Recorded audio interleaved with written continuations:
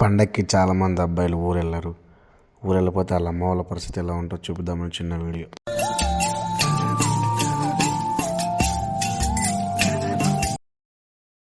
Hello అమ్మా.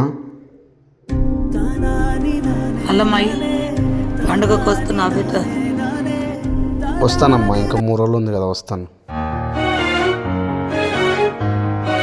అన్న వస్తున్నా అంటే పిండి వంటలు చేస్తున్నాడు బిడ్డ. ఎప్పుడో వచ్చేదానికి ఇప్పుడు ఎందుకమ్మా?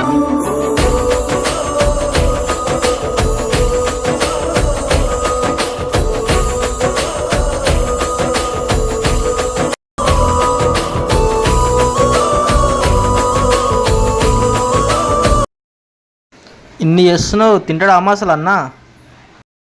తింటాడు బేట, ఇవి అన్నీ అందుకే చేస్తున్నా. మటన్ చెప్పు బేట, అన్నకు మస్తు ఇష్టం. 3 రోజులు టైం ఉంది కదా, తెస్తాలే.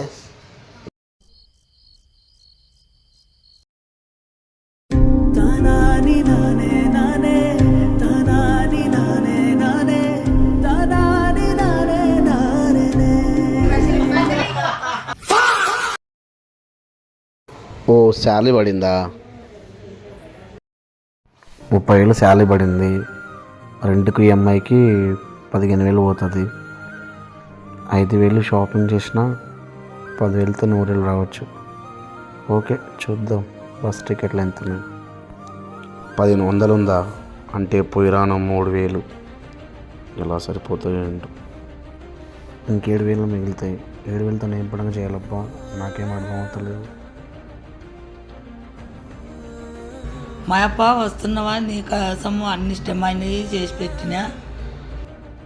ఖచ్చితంగా దా బేట, పండుగకు మర్చిపోకు బేట. కళ్ళల్లో తిరుగుతున్నావు బేట, పండుగకు దా. 7,000తో నువ్వు ఊరేం వెళ్తాము? అవే డబ్బులు మా అమ్మకి ఇస్తే ఏమన్నా కొనుక్కుంటారు కదా వాళ్ళు. సరే, 10,000 కొట్టేద్దాం. అమ్మకి ఫోన్ చేసి చెప్దాం. అమ్మ, నేను రాలేకపోతున్నానమ్మా, ఏమనుకోద్దమ్మా. సార్ వేరే పని చెప్పారు, కుదరట్లేదమ్మా అసలు రావడం. డబ్బులు పంపిస్తాను, నువ్వు తమ్ముడు నాన్న బట్టలు కొనుక్కోండమ్మా, మళ్ళీ పండగకు వస్తాను. మా అమ్మ ఇంటికాడ మూతల్లో కూర్చొని ఎదురు చూస్తూ ఉంటుంది నా కోసం. ఏం చేయాలో అర్థం అవ్వట్లేదు. అబ్బా, మా అప్ప బంగారం.